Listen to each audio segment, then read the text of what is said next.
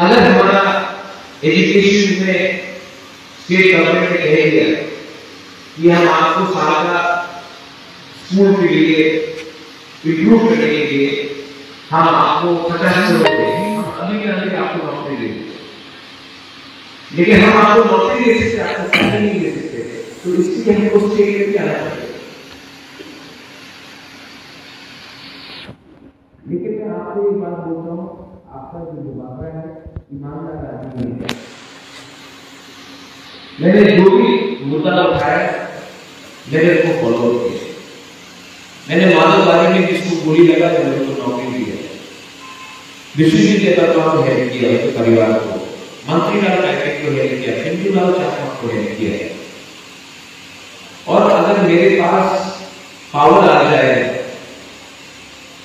State का, तो मैं जानता हूं कि सबसे पहले मैं कॉन्ट्रैक्टर को रुपये नहीं देने वाला हूं, मैं कोई इंजीनियर को रुपये नहीं देने वाला हूं, मैं आपको आकर नौकरी देने वाला हूं। मैं ये सिस्टम बहुत खराब है। ये सिस्टम आपके लिए नहीं है, ये सिस्टम आपको गरीब रखने के लिए बनाया गया है। मैंने देखा है ये डिमांड और सप्लाई का प्रॉब्लम है। जब तक आप लोग गरीब रहेंगे तब तक शहर में जो बैठे हैं वो आपको नौकर बना के रखेंगे। जिस दिन आपके पास 20, 25, 30, 40 हजार का नौकरी आ गए तो आप अगर थोड़ा जाकर नौकरी का काम नहीं करेंगे तो उनको लेबर नहीं मिलेगा, और जब उनको लेबर नहीं मिलेगा तो उनका घर कैसे चलेगा। तो उनके एजेंडा में पूरा क्लियर है कि जो शहर से बाहर है उनको गरीब रखो, क्योंकि अगर उनके पास पैसा आ गया तो हमारा घर में हमारा घर का चूल्हा कैसे चलेगा, हमको नौकरी कैसे मिलेगा, हमको चीप लेबर कैसे मिलेगा। ये डिमांड सप्लाई का प्रॉब्लम है।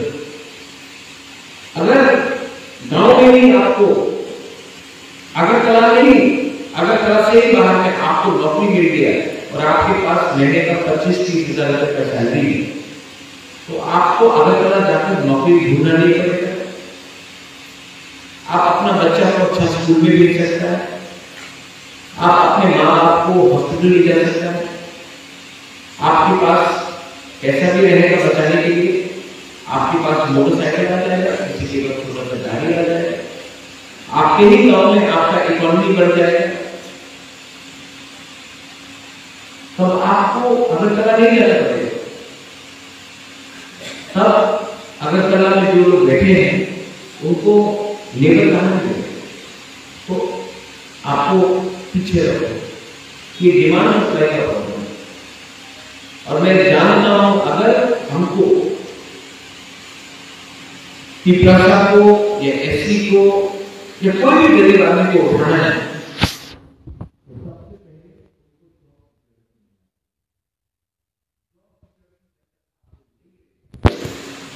आपका कुछ नहीं।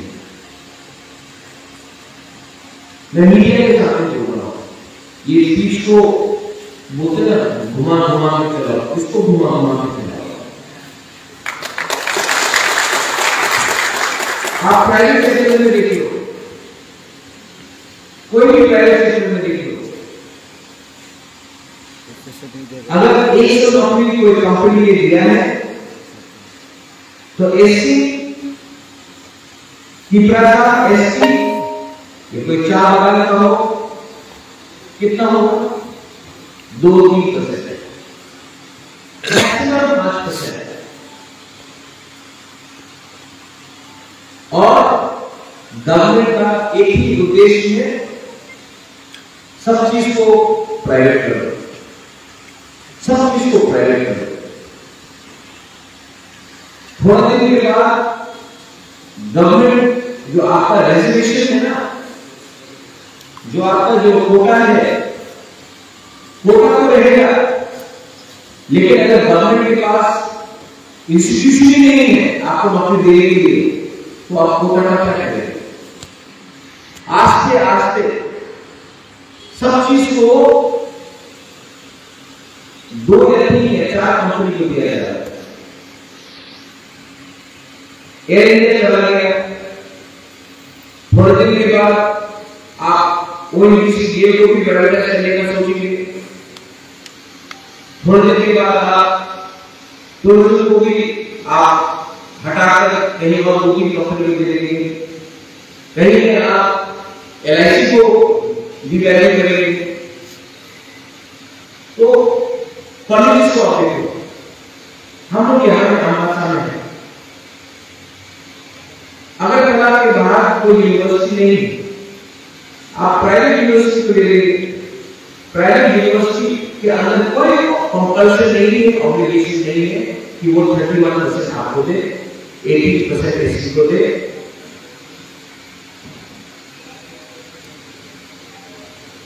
लेकिन कहां बनेगा वो, हम लोग को दे। मैं आपको एक ही बात पूछ सकता हूं, मैं टॉपिक पे रहना चाहता हूं, 10,000 के इस टॉपिक पे रहना चाहता हूं। मैंने 2 बात हमेशा कहा है, आप एबीसी को इग्नोर करके एक टुकड़ा शेष टुकड़ा नहीं कर सकते, क्योंकि एबीसी 70% है।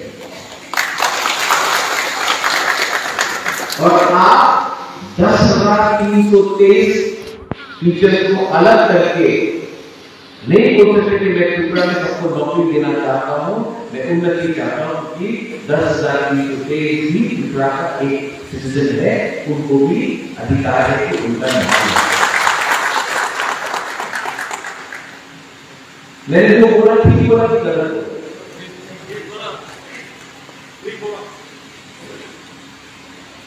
और मैं आपको ये बोल रहा हूं कि मैं ये क्यों करना चाहता हूं, क्योंकि मैं आपका इकोनॉमी को बढ़ाना चाहता हूं। वर्ल्ड बैंक से 1300 करोड़ रुपए का अनाउंसमेंट आया नहीं, अनाउंसमेंट आप 1300 करोड़ रुपए का अनाउंसमेंट लोन देने का अनाउंसमेंट कर सकते हैं, लेकिन आप 2,000 पुलिस बिल का नौकरी, जिसमें आपका साल का 24 से 25 करोड़ रुपया जाएगा डायरेक्टली पब्लिक को, उसका आप बोलते पैसा नहीं। क्यों? वो जो 1300 करोड़ आएगा ना, वो पैसा आपको नहीं मिल रहा, वो पैसा जाएगा बिल्डिंग बनाने में, वो पैसा जाएगा कॉन्ट्रैक्टर के पास, वो पैसा जाएगा नेता के पास, वो पैसा नौकरी बनाने के लिए जाएगा। हम बोल रहे हैं कि आप नौकरी दो, अगर आप नौकरी देगा तो आप बिल्डिंग की नौकरी दिया, बिल्डिंग लेकर आपका पेट भर जाता है, बिल्डिंग लेके आपका बच्चा स्कूल जा सकता है। हमने क्या किया है, बिल्डिंग बनाया, लेकिन हमने कभी भी वो पैसा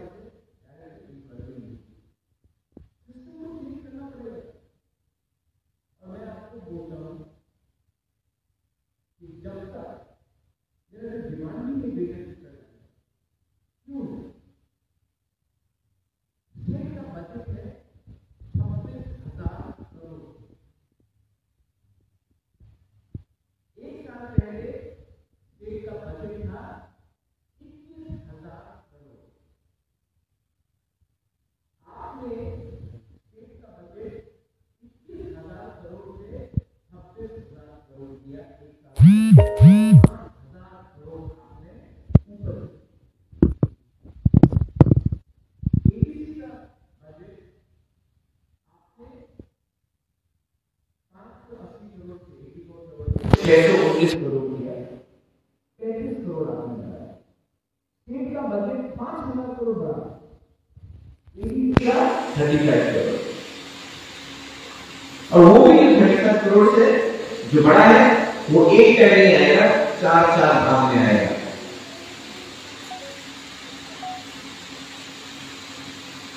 अगरतला का जो म्यूनिसिपल कॉर्पोरेशन है, जो सिर्फ अगरतला का इतना छोटा अंग है,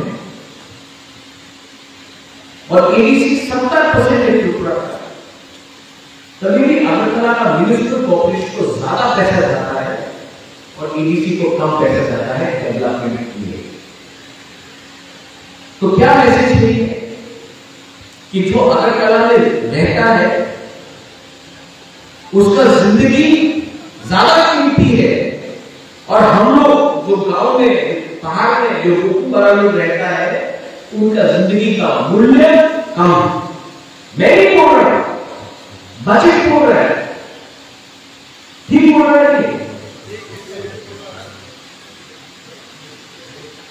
अभी यहां पे मुझे विश्वास है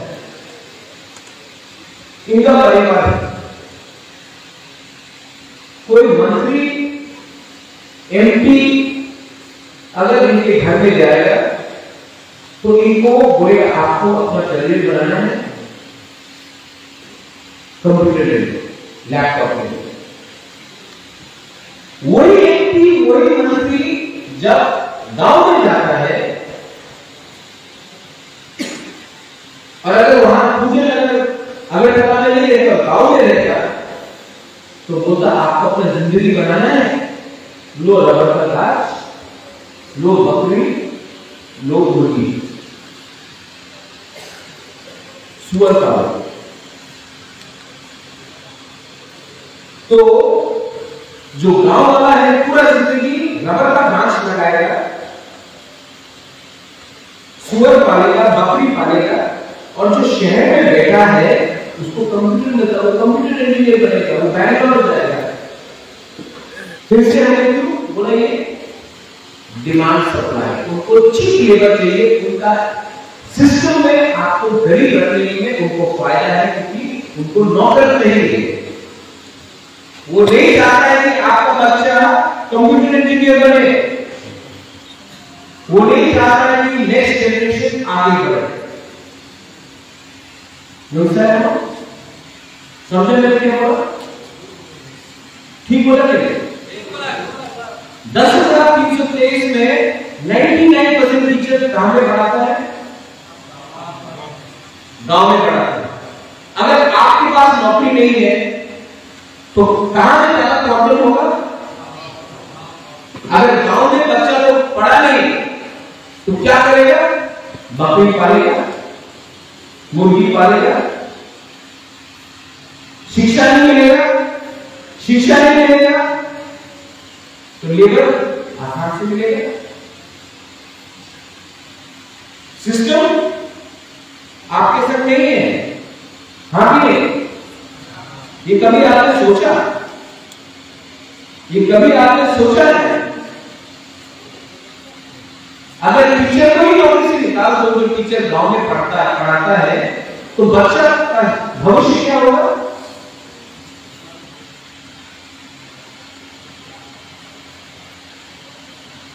ये सिस्टम बहुत खराब है, और आज ये प्रतियोगिता मालिक ईमानदारी से सिस्टम को बदलना चाहता है। इसके लिए बहुत लोगों के लिए एनिमी नंबर 1 दुश्मन। मैंने आज तक कोई भी कम्युनिटी के खिलाफ एक शब्द नहीं बोला। मेरा परिवार में जगदीश चंद्र बोस को, रविन्द्रनाथ टैगोर को हम लोग ने आदर किया, बंगाली लैंग्वेज को हम लोग ने ग्रोथ किया। हमने कभी भी बंगाली को नहीं कहा कि वो खराब है। आज तक मेरा एक ही स्टेटमेंट, मैंने हाँ इलीगल इमिग्रेशन के बारे में बोला, लेकिन मैंने बोला जो भी इलीगल है, मैंने बोला नहीं बोला कि जाति धर्म में नहीं है, हिंदू मुसलमान किसी में कमी नहीं है। लेकिन मुझे ये लोग ने एक सिस्टम बनाया, मीडिया में हाईलाइट नहीं करता, ये कम्युनल है। मेरा सबसे अच्छा दोस्त बिल्कुल है, आज कम्युनल बात आ रहे डिटेक्ट डिलीट रिपोर्ट किससे बोला, नाम ही लेना हम। वो आज देश में नहीं है, वो आज कम्युनल नहीं रहा, लेकिन जिसने आज तक ऐसा बात का भाषा का इस्तेमाल ही नहीं किया, उसको आपने सबके सामने बोल दिया ये तो कम्युनल है, पूरा होना आएगा तो बंगाली को बांग्लादेश भेज देगा। खासकर मैंने कभी बोला नहीं ये बात, जिसने ये बात बोला वो उनके पार्टी में बैठा हुआ है और वो ठीक है, और मुबादला खराब बोल रहा है, क्योंकि मुबादला ईमानदारी से आपको नौकरी देना चाहता है, ईमानदारी से आपको आपका कॉन्स्टिट्यूशनल अधिकार देना चाहता है, इसलिए हमको खाना बोला।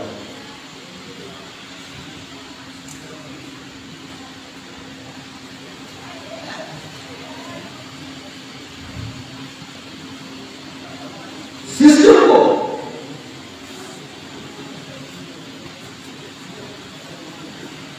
हम लोग का त्रिपुरा लोग, हम लोगों का एससी लोग, हम लोगों का बंगाली लोग, हम लोगों का मणिपुरी लोग, मुसलमान लोग, समझो आपको सिस्टम ने दबाया है। ये स्पीच, ये भाषण को खत्म करने से पहले हाँ अपना यहां में बाबूराम सत्तानी है,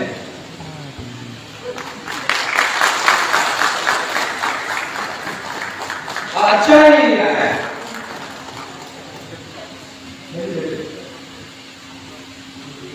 ये 10,323 से है, हाँ कि नहीं? आज तक कोई पार्टी ने एक भी 10,323 का कैंडिडेट को अपना एसएमबी में कैंडिडेट दिया है? मैंने क्यों दी? मैं चाहता हूं कि ये एसएमबी में बैठे, मैं चाहता हूं कि एसएमबी में बैठे और ये आपका बारे बात खुद एसएमबी में बैठकर बोले, रिकॉर्ड में जाना चाहिए। और मैं आपको एक बात बोल रहा हूं, ये मेरा गारंटी है, कमिटमेंट है यहां मीडिया है, जिस दिन त्रिपुरा मथा का पहले एसएमबी में जाएगा वो 2 या 3 की सभा हमेशा करेगा। Constitutional right for greater people है 10,323 और हम लोग का पोजीशन जो है कोई भी जाति धर्म के खिलाफ नहीं, उसको किया। अब आपके ऊपर है, आप जानते हैं, और मैं आपको ये भी बोलना चाहता हूं, सब लोग जानते हैं कि त्रिपुरा का महाराजा कभी भी कम्युनल नहीं हो सकता, उसका परिवार कभी भी कम्युनल नहीं हो सकता। जिसने त्रिपुरा सुंदरी बनाया, जिसने सूजा का मस्जिद बनाया, जिसने बुद्ध मंदिर बनाया, जिसने चर्च के लिए जमीन दिया, वो परिवार कम्युनल हो ही नहीं सकता।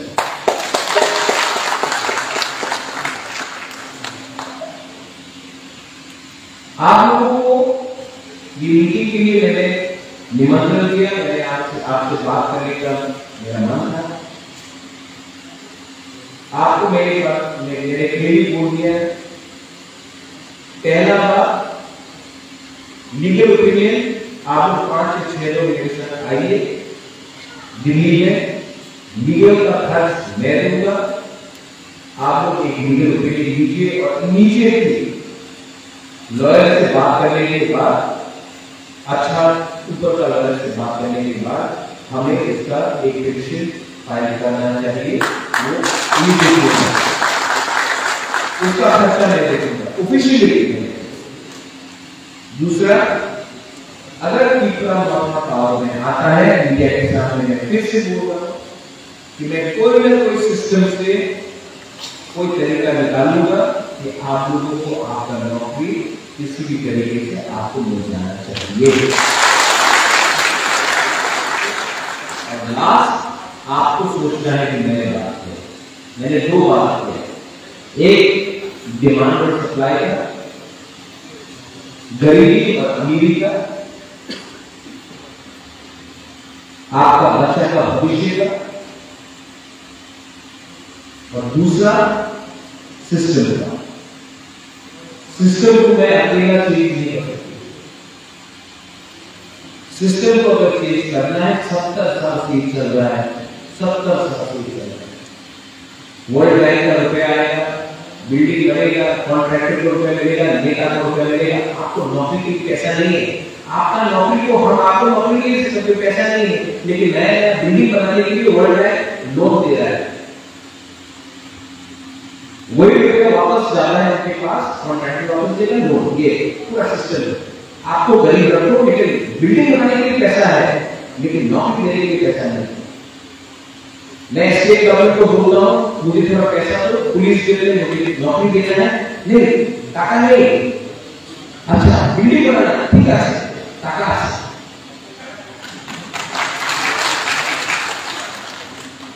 ये सिस्टम को हमको बदलना है 2023 में।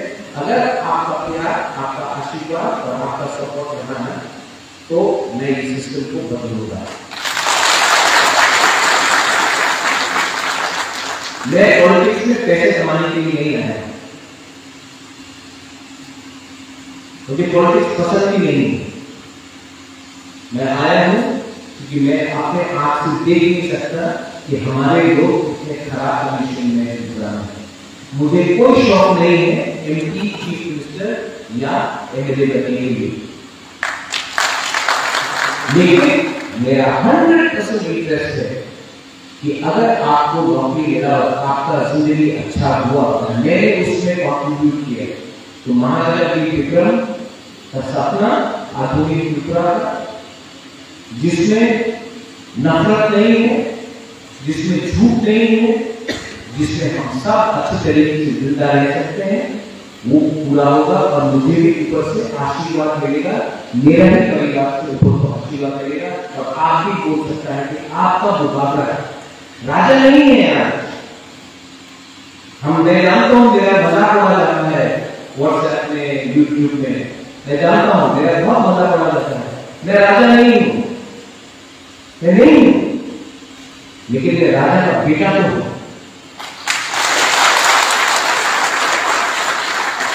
और जो लोग आज पावर में है, मेरा दादा का फोटो, मेरा दादा का पिक्चर किताब लिख के उसका नाम इस्तेमाल करके बुकिंग वाला को इमोशनल कराकर आज वो लोग पावर में है। और वो हमको अगर सर्टिफिकेट बांटेगा कि आप त्रिपुरा से प्यार नहीं करते हो, उनका कोई अधिकार नहीं है। मैं जब दिल्ली जाता हूं तो मैं हानि के साथ दिल्ली जाता हूं, बराबर होकर त्रिपुरा के बारे, त्रिपुरा के बारे, सबके बारे में बात करते हैं। ये नेता लोग जो दिल्ली जाते हैं, वो लोग भी जाते हैं भीख मांगने के लिए। जब आप अपना जमीन के बारे में बात कर रहा है तो जमीन का मालिक बन के बात करो। और आप लोग यहाँ में जो है, मैं आपको कमिटमेंट देना चाहता हूं, जब तक मैं जिंदा हूं, जब तक मैं जिंदा हूं, मैं आपके लिए फाइट करूंगा। आपने मुझे बहुत प्यार किया है, आपने मुझे बहुत सपोर्ट किया है, और मैं पोस्ट के लिए, पैसे के लिए, लालच के लिए आपका प्यार का सौदा नहीं कर सकता हूं। मैं सौदा नहीं करूंगा। I will not compromise on my commitment that I have given you. I thank once again everybody. आपने मुझे यहाँ निमंत्रण दिया है, मैं आपको थैंक यू बोलना चाहता हूँ। वहाँ पर, और मैं आपको प्रॉमिस करना चाहता हूँ कि इलेक्शन के बाद आप लोग की इसके बाद मीटिंग कीजिए, कंडक्ट कीजिए, बात कीजिए, और मुझे 4 या 5 आदमी का नाम दीजिए। ये महिलाओं को भी और मेरे साथ भी चले। Fight starts now.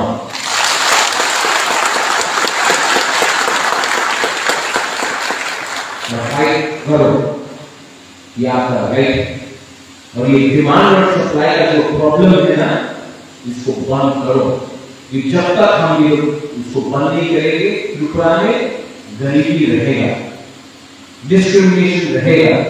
और ये डिस्क्रिमिनेशन को खत्म करने के लिए आपको सबसे पहले नौकरी चाहिए, और वो मैं आपको दूंगा अगर हमें पावर में। धन्यवाद। Thank you.